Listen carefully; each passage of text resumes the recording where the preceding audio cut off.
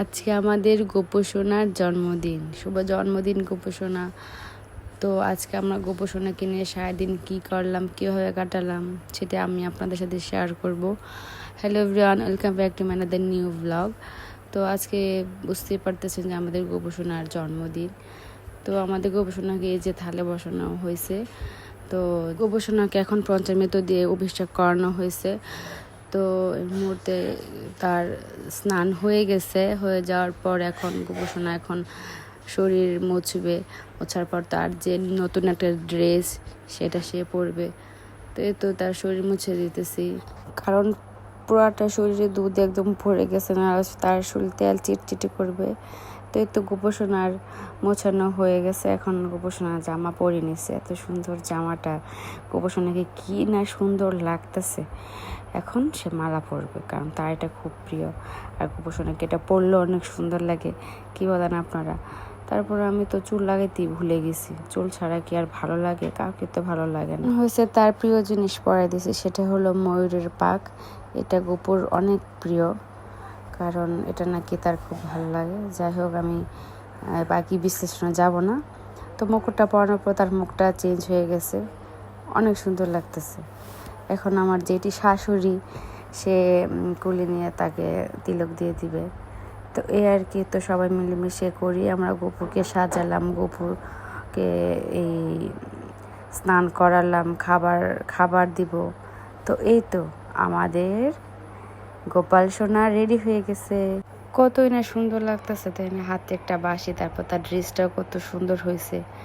মানে অন্যরকমই একটা সুন্দর লাগে গোপুকে দেখলে। সবাই মিলে আমাদের মানে গোপসোনাকে সাজিয়ে ফেলছি। তো এই তো তার আসনে বসে পড়ছে। এখন আমরা তার প্রিয় প্রিয় যে খাবারগুলো সেগুলো দেওয়ার চেষ্টা করব।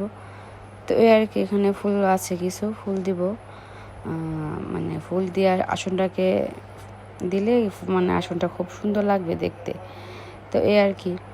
তো আজকে ফুল ছিল অনেক। তো ভাবলাম একটু গোপসোনার আশেপাশে ফুল দিয়ে দেখতে খুব ভালো লাগবে, আমারও ভালো লাগবে দেখতে, আপনাদের খুব ভালো লাগবে। তো আর কি একে একে প্রসাদের মধ্যেও তুলসী পাতা, তারপর ফুল সব কিছু দেওয়া হয়েছে। তারপর এখানে পূজার আয়োজন চলতেছে। এক একজন এক একটা করছি আমরা। তো যাই হোক, এই এখন তো পূজা শুরু হওয়ার পালা। তবে আগরবাতি, ধূপ, তারপর মোম না জ্বালালে তো পূজাটাই অসম্পূর্ণ লাগে মনে হয়।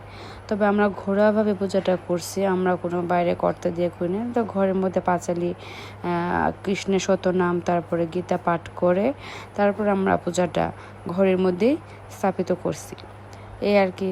তবে আমরা সবাই মিলে একসাথে পূজাটা করছি, খুবই আনন্দ লাগছে, কারণ আমরা সবাই মিলে একসাথে গোপসোনাকে আজকে আমরা সেবা দিতে পারছি। তার একটা বিশেষ দিনে, তার জন্মদিনে আমরা যতটুকুই পারছি আমাদের সাধ্যমতো আমরা আমরা খুশি করার চেষ্টা করছি, এই আর কি। তো আমরাও চাই যে গোপসোনা আমাদেরকে ভালো রাখুক, আমরাও যেন গোপসোনাকে ভালো রাখতে পারি। তো এই আর কি।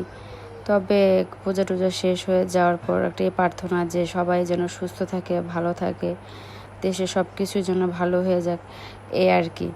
তবে আজকে কার কার বাড়িতে গোপসোনার পূজা হয়েছে সবাই কমেন্ট জানাই দিও।